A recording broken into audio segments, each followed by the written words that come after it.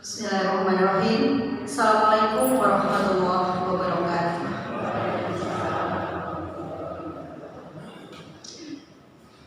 Alhamdulillahi wahdah, la haula wala quwwata illa billah. Asyhadu an la ilaha illallah wa asyhadu anna Muhammadar Rasulullah la nabiyya ba'dah. Yang saya hormati Bapak pengurus dan ketua takmir Masjid Darussalam Potorono, yang saya hormati Bapak takmir dan jamaah Mushola Al-Hidayah Potorono, yang terhormat Bapak takmir dan jamaah Masjid Al-Huda Potorono, dan yang saya hormati juga Bapak takmir dan segenap jamaah dari Masjid Malfaza Boroan, juga segenap takmir dan jamaah dari Masjid Al-Ikhlas Sekarsuri. Dan yang saya hormati dan sangat saya cintai seluruh jamaah ibu-ibu, baik yang jamaah Asmaul Husna maupun ibu-ibu, bapak-bapak, adik-adik, mas, mbak-mbak, dan semua yang hadir di sini.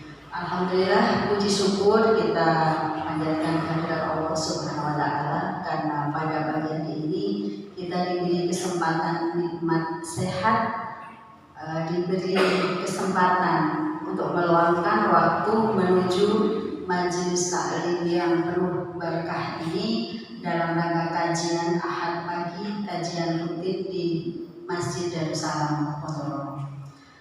Sholawat serta salam tak lupa kita lantunkan kepada junjungan Nabi kita Muhammad SAW, yang sudah menjadi tauladan dan uswatun hasanah bagi kita semua, dan yang selalu kita nantikan syafaatnya di hari kiamat kelak. Bapak Ibu jamaah rahimakumullah yang saya hormati, ini kedua kalinya saya berdiri di depan Bapak Ibu dalam kajian Ahad pagi, dan ada rasa deg-deg juga ya Bu ya. Kajian yang tema yang diberikan kepada saya kali ini adalah tema tentang perempuan dalam kajian Islam. Tema ini mungkin sudah biasa Bapak Ibu dengar di majelis taklim yang lain, tapi yang menjadi sesuatu yang istimewa sekarang bagi saya adalah saya perempuan, bicara tentang perempuan di depan ibu-ibu yang perempuan, juga di depan bapak-bapak yang bapak-bapak ini nanti pasti ada yang berpasangan dengan ibu-ibu. Jadi jangan kekhawatiran saya ini nanti mendengarkan ceramah tentang perempuan dan Bu Andi dibawa kemana ya? Istri saya nanti gimana ya nanti? Tambah soleh apa tambah atau malah justru tambah sakarpe gitu? Nah, supaya tidak terjadi seperti itu Bapak Ibu ya, supaya kita bisa objektif sejenak ketika kita membahas kajian tentang perempuan ini, ya, kita tanggalkan dulu jenis kelamin kita supaya objektif. Saya tidak membela untuk kaum saya gitu, dan bapak-bapak juga nggak merasa ya jelas membuat perempuan, dia bilang perempuan. Nah, gitu. Ya, ini kita bukan sedang membicarakan itu, tapi sedang membicarakan perempuan di dunia sana, ya. Tapi nanti kita akan melihat dalam kajian Islam. Sebelumnya, Bu, saya buka dulu ya Bapak Ibu sebagai satu pengantar. Karena memang kajian ini penting tidak hanya untuk kaum perempuan, malah justru untuk kaum yang lain ya, bapak-bapak juga, karena semua kan berinteraksi. Sebelumnya saya tanyakan, kalau ada kata-kata tentang perempuan, coba yang tergambar dalam bayangan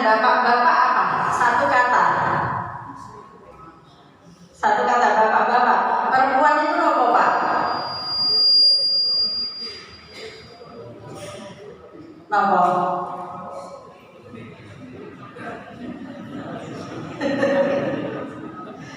Coba satu kata aja. Misalnya saya tanya, Bu, Bapak itu nopo? Oh, tepung.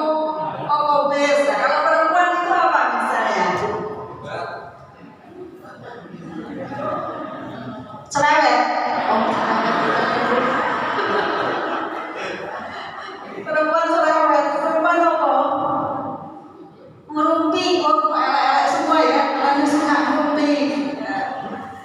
Perempuan cerewet mungkin suka ngerumpi, nangisan, emosian.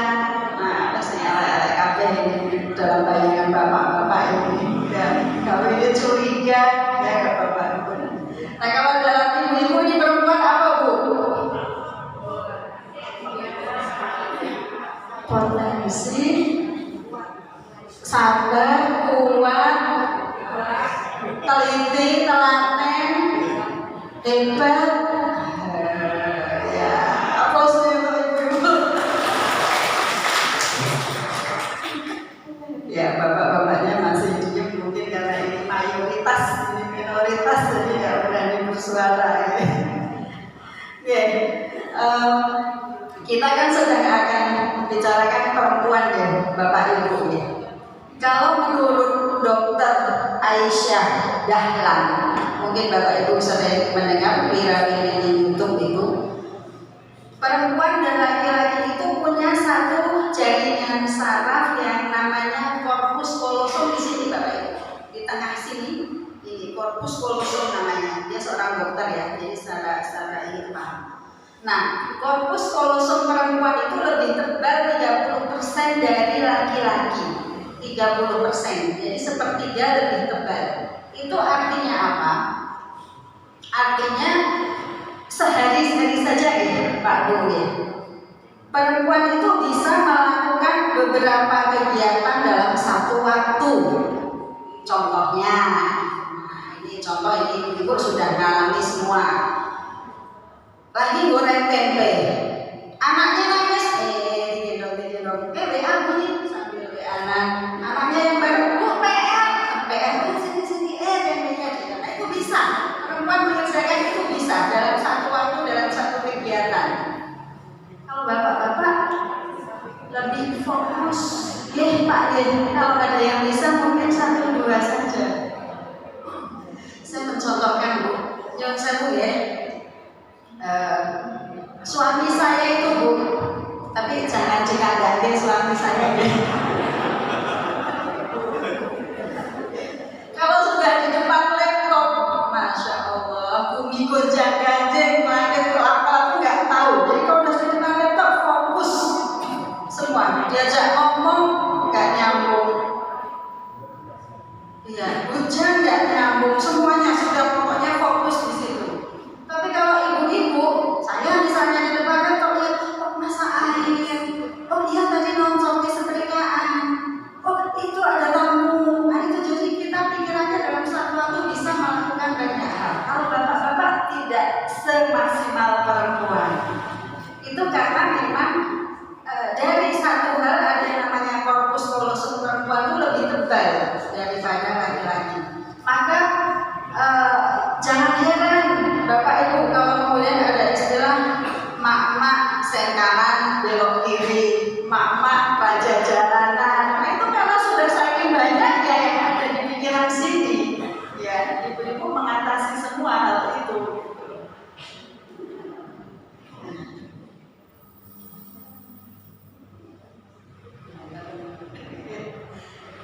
Jadi kalau Bapak Ibu sering dengar yang namanya multitasking itu ya ibu-ibu, nggak ada yang kalahkan ibu-ibu yang bisa mengerjakan beberapa pekerjaan dalam satu waktu. Nah ini bisa dipahami nggak oleh selain perempuan, misalnya laki-laki.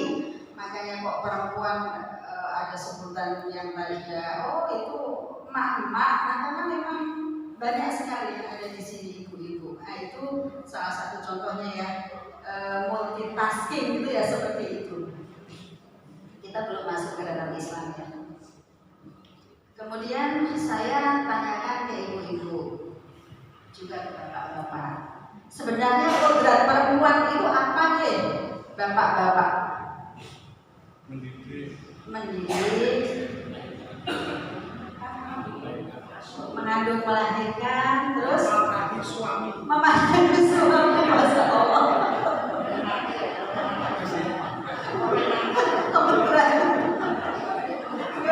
Memakai suami.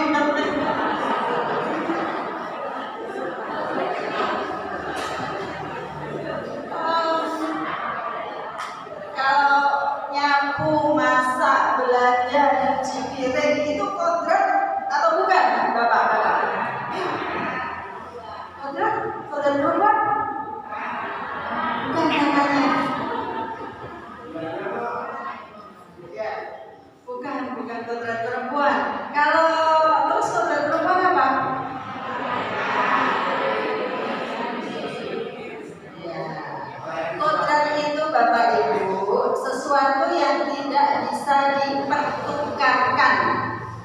Ya, sudah dari sananya, dari Allah. Jadi mengandung kodrat bisa nggak ditukarkan dengan suami?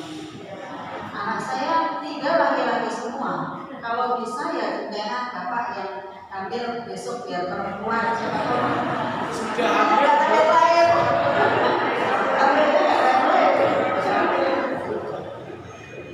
Ya. Nah itu kodrat mengandung, menyusui tidak bisa dipertukarkan, itu kodrat. Menstruasi perempuan yang punya alat-alat reproduksi yang berhubungan dengan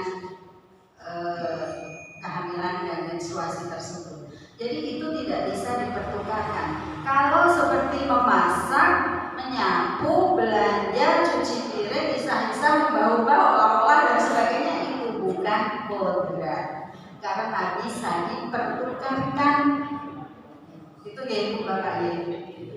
Jadi kalau misalnya nyapu, ngepel, belanja, dimasak itu kodrat, maka laki-laki yang nyapu dosa, laki-laki yang ngepel dosa. Padahal bisa. Perempuan yang jadi gubernur, perempuan jadi bupati, perempuan jadi pimpinan dosa karena melanggar kodrat. Jadi kalau mengatakan nyapu itu kodrat, perempuan belanja tuh perempuan ibu hebat, itu kan gaweane wong wedok. Nah yang seperti itu sebenarnya mindset yang keliru Bapak Ibu. Karena bisa dilakukan oleh laki-laki. Mungkin kalau ibu-ibu ya, ini memang yang seperti ini memang apa ya, cara berpikir yang sudah bertahun-tahun tertanam sampai sekarang. Kalau ada anak-anak kita, misalnya nggak sengaja ibu, cowok misalnya, saya cowok semua mainan boneka, pasti secara efek kita akan bilang boneka mainan wong wedok, cah wedok. Nah, otomatis anak akan tergambar oh gitu, anak ini berarti ibu, berarti cah wedok. Maka ketika jangan salah kan ketika nanti dewasa bapak-bapak nggak mau gendong anaknya, itu tugas ibunya. Karena dari kecil sudah terpatri di sini bahwa mainan boneka itu anak wedok, masa-masaan itu wedok. Jadi pekerjaan itu nggak pakai jenis kelamin. Ya, jadi pekerjaan itu jangan dikasih jenis kelamin. Kecuali memang kalau saya tadi ya boneka tadi ya misalnya ibu ya, itu dikawal saja anak bahwa didoakan walah nggih muga-muga soleh tadi Pak sayang kalau anaknya kaya ngono kuwi. Nah didoakan, doa ibu itu sangat mujarab ya kepada anak-anaknya. Atau mungkin ketika masa-masaan so jadi chef terkenal, master chef nanti itu nggak apa-apa, itu lebih baik daripada dilengkapkan satu stigma, satu dogma yang itu sebenarnya tidak benar dan nanti akan terpatri di sini ke dalam anak-anak. Oh itu pekerjaan perempuan, nah kayak gitu. Bapak Ibu mungkin nanti bisa untuk menetralisir dulu. Kita kan sedang membicarakan perempuan di dunia sana ini, bukan di sini. Terus yang ini ada lagi mungkin yang ingin saya sampaikan Bapak Ibu kalau terkait dengan kodrat tadi. Itu kita kadang-kadang kalau melihat ya, perempuan dan laki-laki. Kalau kita melihat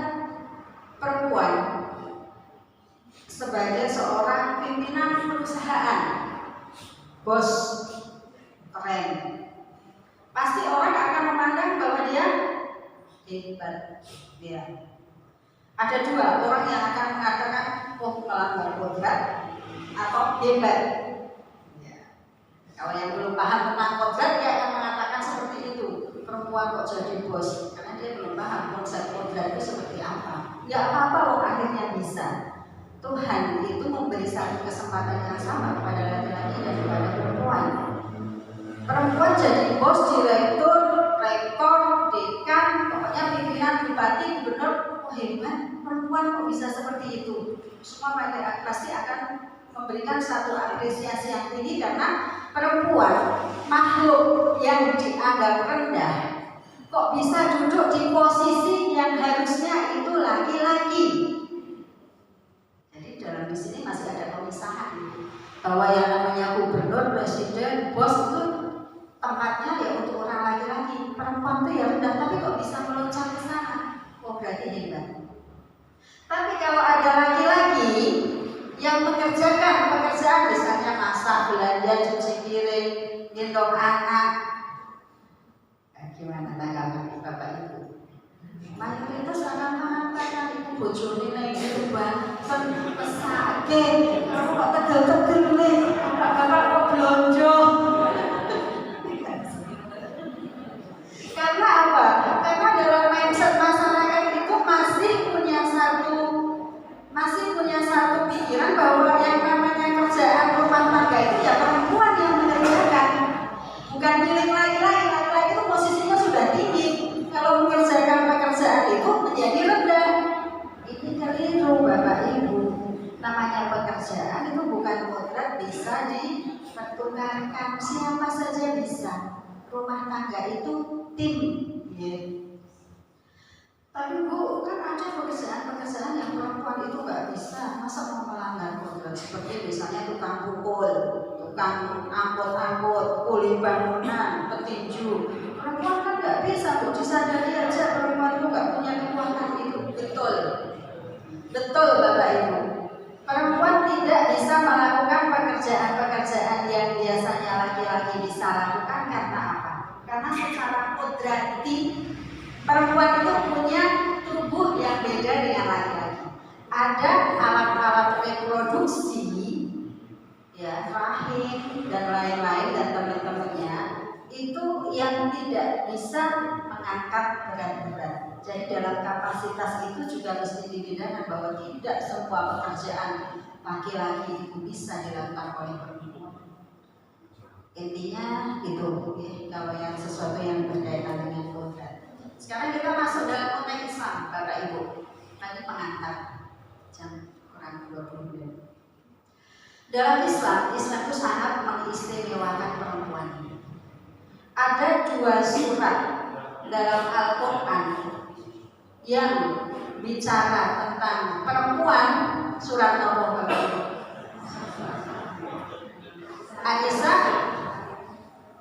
An-Nisa, betul ya? Satu lagi?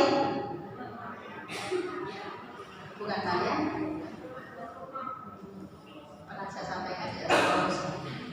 At-Tolak ya. An-Nisa itu berhubungan, semua An-Nisa dan At-Tolak itu dua-duanya berhubungan tentang bagaimana bagaimana hak perempuan, kewajiban perempuan terhadap suami, kewajiban dalam keluarga, posisi perempuan dan lain-lain. Itu semuanya berhubungan. Jadi An-Nisa dan At-Tolak itu 2 surat yang bicara tentang perempuan, mengindikasikan bahwa Allah itu sangat mengangkat derajat perempuan, punya perhatian yang besar terhadap perempuan.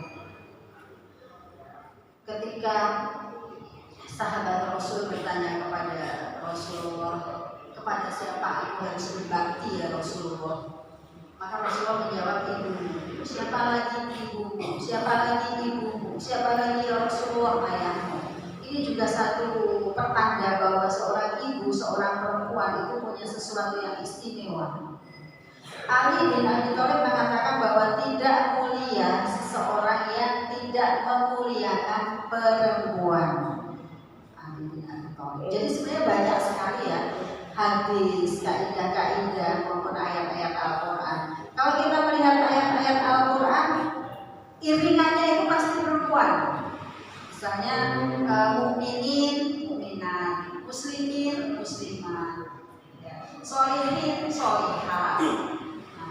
itu artinya adalah ada kesetaraan antara laki-laki dan perempuan di situ. Kemudian posisi perempuan ini di mana, Bapak Ibu? Ada satu ayat yang akan saya bacakan yang ini sudah sangat populer.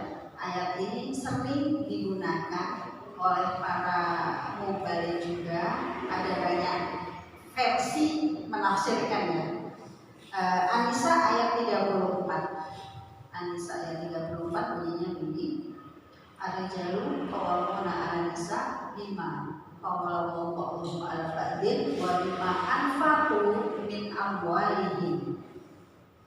Ibu kalau yang ada HP atau Al-Quran di Naskah Al-Quran bisa dibuka surat An-Nisa ayat 34. Bisa kita cermati di situ. Ar-rijalu qawwamuna 'alan nisa. Sudah sangat paham artinya bahwa laki-laki adalah pemimpin bagi kaum perempuan. Pemimpin itu idealnya ya mengayomi, mendidik, memberikan perlindungan, mengarahkan.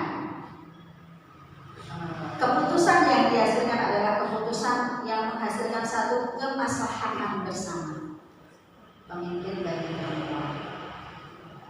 Maka ketika ibarat satu organisasi, Bapak Ibu, ada ketuanya. Ketuanya adalah laki-laki, bapak-bapak. Kenapa? Ar-rijal qawwamuna 'alan nisa bima faddalallahu ba'dahum 'ala ba'din. Kenapa laki-laki menjadi pemimpin? Karena Allah itu telah memberikan kelebihan sebagian mereka laki-laki atas sebagian perempuan. Bima faddala itu kelebihan, ba'dahum sebagian laki-laki atas ba'dihim sebagian perempuan. Jadi sebagian laki-laki itu punya kelebihan dibanding sebagian perempuan, maka dia menjadi pemimpin. Sebagian dibuat, bukan kulluhum ala kullihim, bukan seluruh laki-laki dan seluruh perempuan. Jadi kita untuk memilah-milah ini memang ini penafsiran dari hasil yang saya baca dari Aswar Ali Engineer juga Aminawa itu bahwa ba'dhum 'ala ba'din itu tidak menandakan bahwa semua laki-laki itu punya kelebihan dibanding semua perempuan, tapi sebagian laki-laki atas sebagian perempuan, maka dia pantas menjadi seorang pemimpin. Yang kedua karena apa? Wa bima anfaqu min amwalihim. Karena laki-laki itu menafkahkan hartanya. Perempuan dinafkahi oleh suaminya, istri dinafkahi oleh suaminya, maka layaklah seorang laki-laki itu menjadi seorang pemimpin. Nah itu kenapa laki-laki menjadi seorang pemimpin dalam rumah tangga. Harus kita pegang, Bu, kita sebagai seorang perempuan meskipun emansipasi, kemudian sebenarnya kita hari Kartini ya, jadi emansipasi perempuan dan lain-lain, tetap yang namanya kepala rumah tangga itu adalah laki-laki. Karena apa? Karena laki-laki memberi nafkah dan laki-laki itu punya kelebihan, sebagian kelebihan dibanding sebagian perempuan. Nah, sekarang kita melihat kondisi sekitar kita, masyarakat sekitar kita. Kenapa dalam perjalanan yang namanya nafkah, ya Bu ya, memberi nafkah itu kok sekarang kok banyak perempuan-perempuan yang mencari nafkah. Padahal yang ada dalam sini wabima anfaqu min amwalihim, laki-laki yang memberikan nafkah kepada perempuan. Kalau perempuan memberikan nafkah, apakah kemudian perempuan yang jadi pemimpin? Konten. Itu artinya adalah bahwa perempuan laki-laki sebagai pemimpin dalam perempuan itu adalah laki-laki pemegang. Kalau olahraga, kalau keluarga itu satu tim ya, bapak-bapak itu ketuanya. Masalah mencari nafkah, Bapak Ibu, itu saya punya satu pandangan begini. Allah itu memberikan rezeki dalam keluarga, bisa lewat bapak, bisa lewat ibu, bisa lewat suami, bisa lewat istri. semuanya itu bisa dipertukarkan. Jadi bukan kemudian ketika perempuan mencari nafkah otomatis laki-laki harus tunduk kepada perempuan. Bukan, konteksnya tidak seperti itu. Ya, tapi perempuan bisa mencari nafkah, berarti perempuan punya satu kelebihan. Tapi di sini yang namanya pemimpin dalam rumah tangga adalah laki-laki, suami. Apa kemudian istri harus tunduk kepada suami ya Bu? Iya. Dalam hal yang tidak melanggar syariah, dalam hal yang tidak menimbulkan kemaslahatan, semua itu bisa didiskusikan bersama. Ya, jadi Bapak Ibu kalau dalam rumah tangga itu biasakan untuk membicarakan dari hal-hal mulai dari yang besar sampai yang kecil, insya Allah tidak akan ada perselisihan. Meskipun nanti si istri jadi direktur, jadi pengusaha besar, jadi presiden sekalipun. Jadi kalau Ibu Megawati jadi presiden itu yang luar biasa ya Bapak almarhum Taufik Kemas. Maaf saya membawa.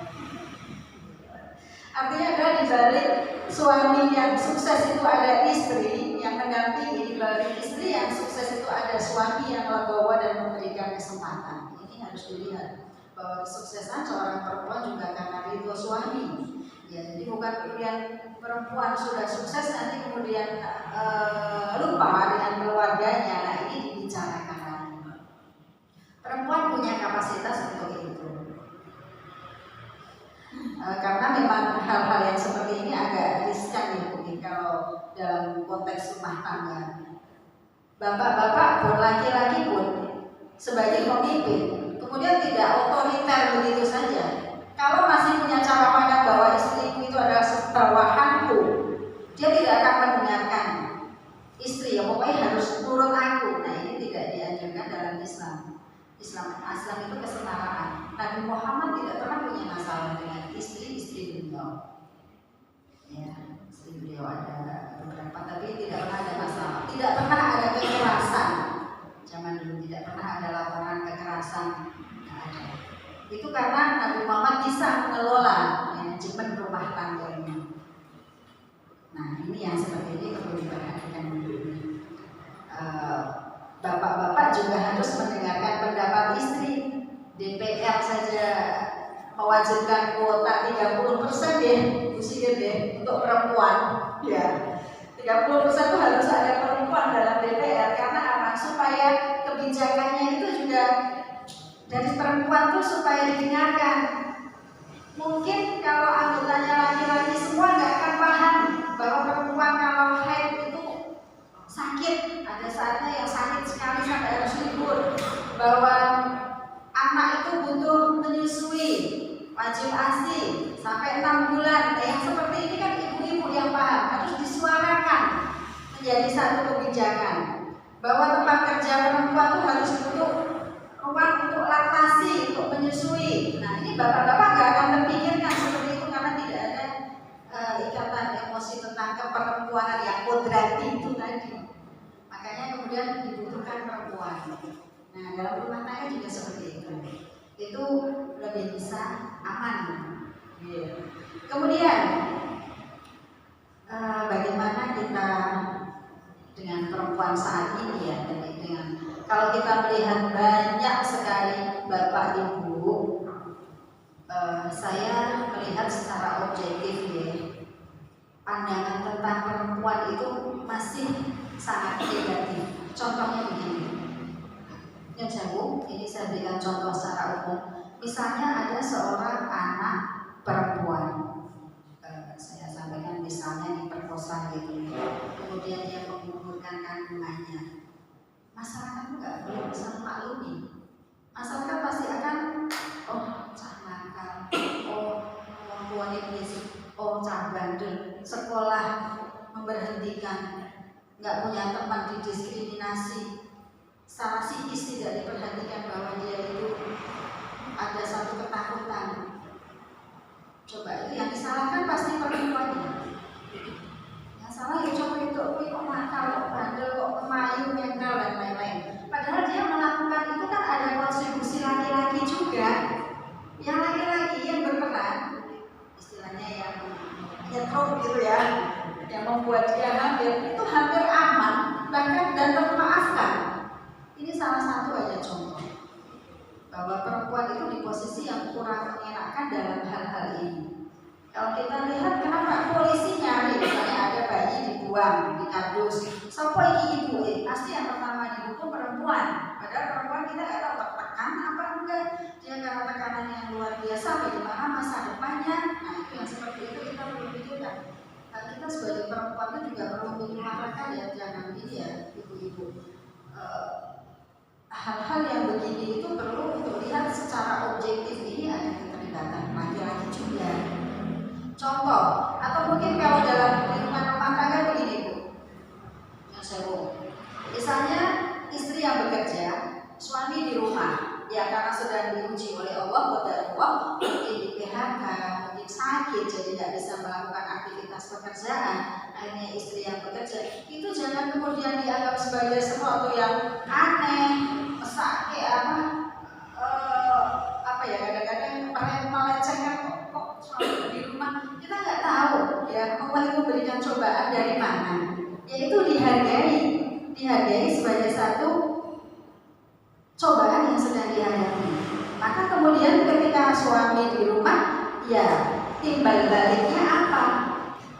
Kayak yang istri direktur tadi ya, kalau kemudian suami ngantar anak belanja masak, ya itu sesuatu yang biasa karena bertukar pekerjaan. Rezekinya tuh ada di istri, nggak ada masalah. Apa harus posisi istri diganti suami karena laki-laki? Oh yang dibutuhkan pekerjaannya pekerjaan istri. Jadi apa yang bisa dilakukan oleh suami di rumah ya kerjakan, itu sudah bagian daripada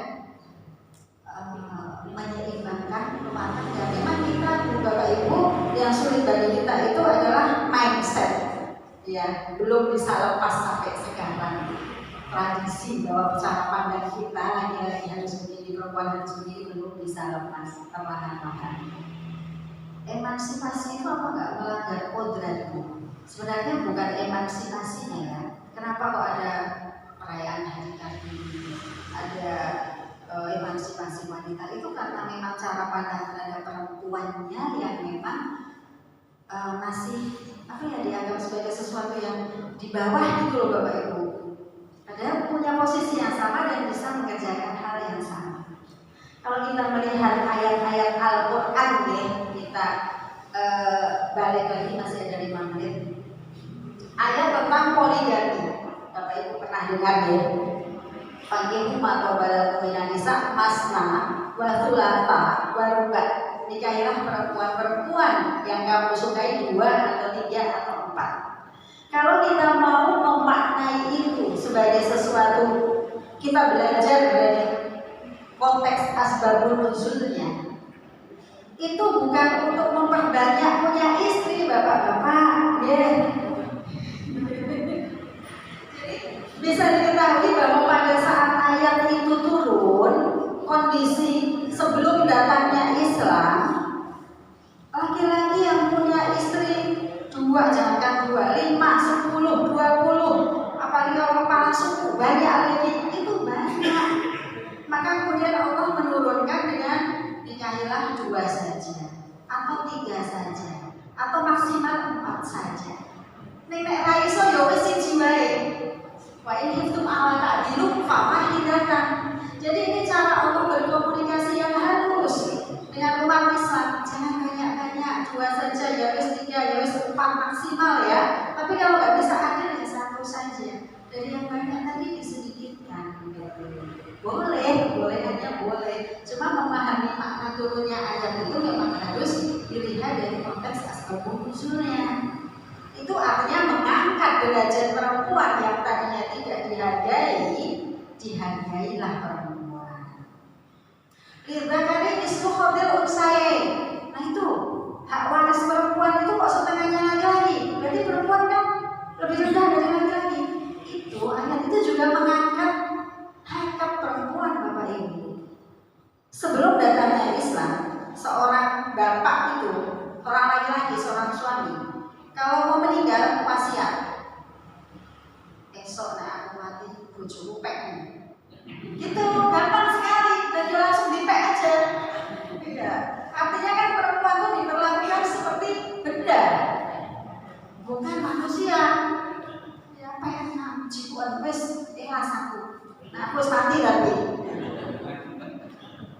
Nah kemudian Allah menurunkan surat tentang warisan itu, ya jangan gitu, berilah hak waris dia setengahnya laki-laki, setengah atau satu itu kan dalam konteks memang pada saat itu perempuan tidak punya akses ke laki, gitu ya. Jadi laki-laki yang menafkahi. Ini sebenarnya belum masalah saksi dan lain-lain. Ini adalah bukti dari pengangkatan derajat perempuan. Jadi perempuan itu diangkat. Cuma kadang memaknainya sekarang itu yang beda. Ya, maknai poligami dua. Oh yang satu cewek sebenarnya tambah lagi. Oh belum tiga masih kurang. Empat pokok ini yang penting empat kan, ya udah empat sudah. Nah itu sebenarnya bukan itu. Meskipun ada kebolehan ya, itu darurat, tapi bukan dalam konteks orientasinya itu bukan seksual kalau yang dilakukan oleh Nabi, tapi orientasi dakwah dan syiar Islam yang dilakukan oleh Nabi. Karena Rasulullah sendiri sampai 25 tahun itu menikah hanya dengan Siti Khadijah sampai Khadijah meninggal. Baru kemudian sisa umur beliau yang 12 tahun itu beliau menikah dengan beberapa istri-istri beliau. Itu dalam konteks dakwah. Jadi Nabi menikahi budak, artinya tidak ada perbedaan kasta. Nabi sebagai seorang tokoh dengan budak. Nabi menikahi Maria Kitian yang beda agama, ahlul kitab saat itu. Ahlul kitab ya, beda dengan yang sekarang. Boleh, tapi kemudian Maria Kitian masuk Islam. Jadi ada pesan-pesan yang disampaikan oleh Nabi dengan pernikahan istri beliau. Menikahi Aisyah, karena Aisyah adalah ahli hadis yang akan meriwayatkan semua aktivitas Nabi dalam lingkungan keluarga. Ya, sepertinya ini dulu Bapak Ibu yang saya sampaikan. Jadi kalau boleh saya simpulkan ya, bahwa yang pertama Islam itu sangat menghargai perempuan. Islam itu sangat menjunjung tinggi perempuan. Jadi kalau ada hal-hal yang itu menimbulkan kemalborotan bagi perempuan, artinya adalah ada sesuatu yang sedang terjadi bermasalah dengan konsep Islam. Kemudian yang kedua, kita perlu membedakan antara kodrat dengan aktivitas, ya, kodrat dengan yang bukan kodrat. Dan yang ketiga, Bapak Ibu, mari kita sama-sama kembali kepada dunia kita. Kalau tadi kita sedang bicarakan perempuan di sana, mari kita transfer bahwa yang tadi kita bicarakan itu kita transfer dalam lingkungan kita, dalam keluarga kita, dalam komunitas kita, bahwa kita adalah bagian dari apa yang kita sama-sama. Demikian Bapak Ibu, tidak ada tanya jawab karena waktunya sudah pas jam 7. Sebenarnya kalau ada tanya jawab menarik ya, tapi mungkin lain waktu, lain kesempatan bisa kita beri satu waktu sendiri. Dan saya tutup. Saya ingin memberikan satu kenang-kenangan ini untuk gayung-gayung saja, Bapak Ibu. Satu bapak, satu ibu, bukan apa-apa, ini untuk gayung-gayung saja. Ya, saya berikan untuk yang tadi ibu-ibu datang pertama di presensi. Ibu Santo bisa atau saya? Presensi pertama dari siapa ya? Oh iya ya. Yang untuk ibu-ibu, Ibu Hidayati Salaman. Ya, Ibu Hidayati ada? Bu Dinda. Untuk ini aja ya Bu ya, untuk kalian mohon ya Bu ya. Yang untuk bapak-bapak satu, Pak Anif RT 3.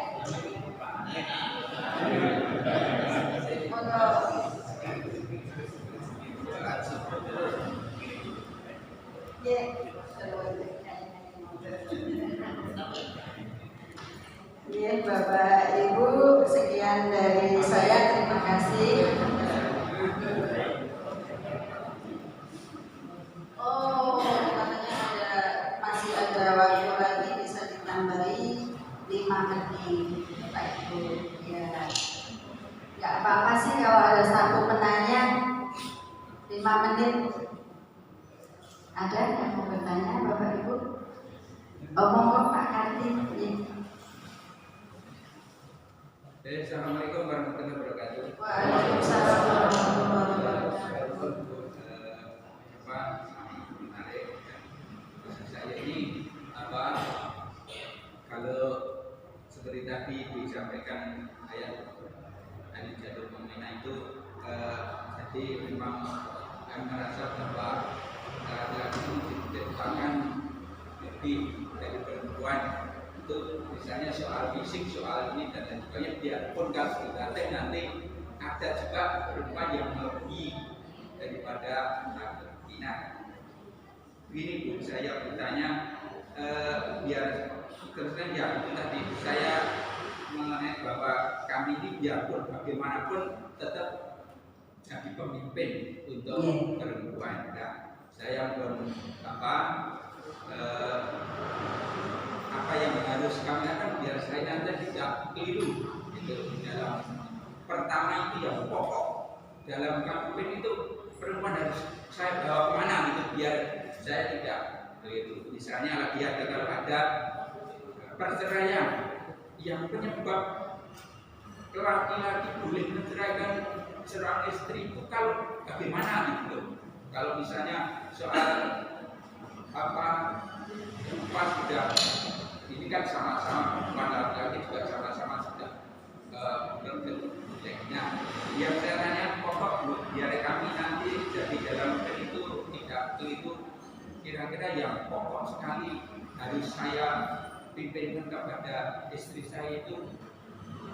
Terima kasih. Assalamualaikum warahmatullahi wabarakatuh. Iya Pak Karti, jadi ini bapak-bapak yang bertanggung jawab ya. Jadi Pak Karti.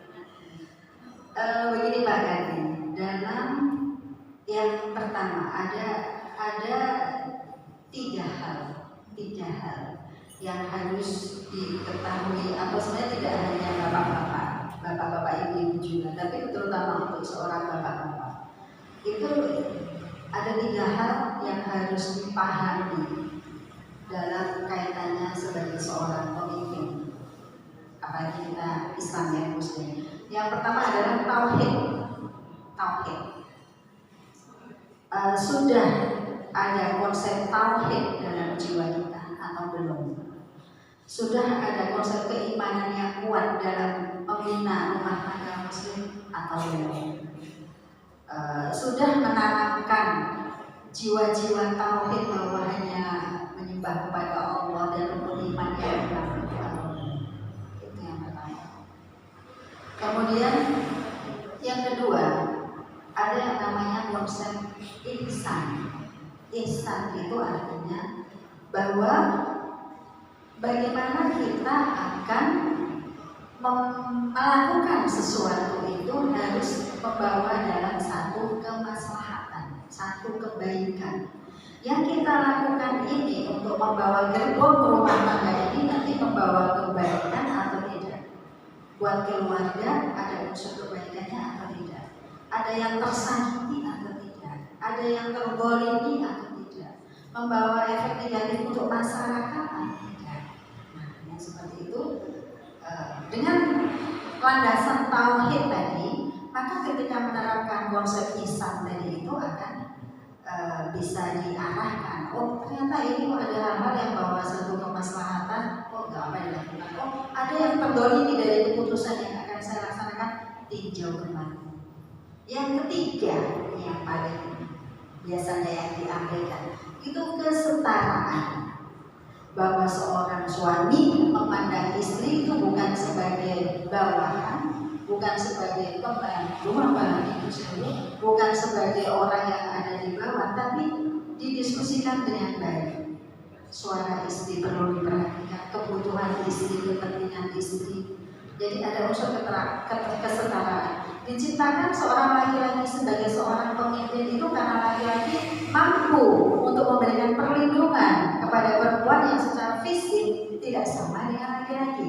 Secara fisik butuh perlindungan. Perempuan punya kelebihan, bisa melahirkan, bisa menyusui, bisa memunculkan regenerasi dengan anak-anak yang soleh dan solihah.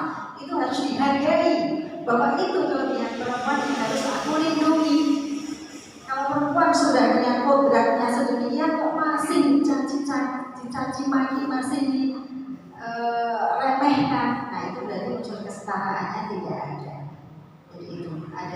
itu Pak Kardi mungkin yang kalau dalam pandangan saya terkait dengan bagaimana kita akan melaksanakan satu hidup rumah tangga 3 konsep itu, usulnya tauhid, ihsan atau kemaslahatan, yang ketiga kesetaraan. Bagaimana minta demikian nih Pak Kardi. Berarti kalau tadi ada apakah kalau suami istri diajak bertauhid tidak mau, terus dia tetap musyrik misalnya begitu, ya malah menentang uangnya ya. Apa itu syarat boleh diceraikan? Masih.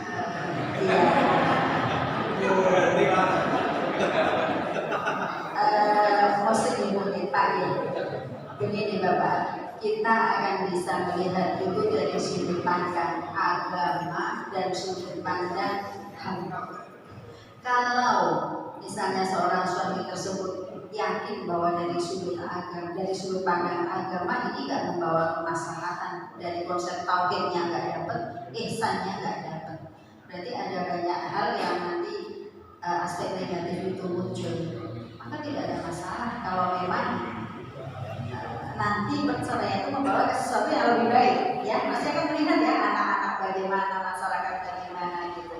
Kalau itu kita lihat dalam konteks HAM, bukan agama ya haknya dia tuh sebagai seorang istri ini, aku pilihanku, aku mau begini pilihanku. Tapi suami tetap punya peran di situ. Suami sebagai seorang pemimpin dia punya peran mengarahkan. Mungkin dari hal yang paling sederhana diarahkan ke arah yang lebih tinggi lagi, bagaimana mengenalkan konsep-konsep tauhid itu.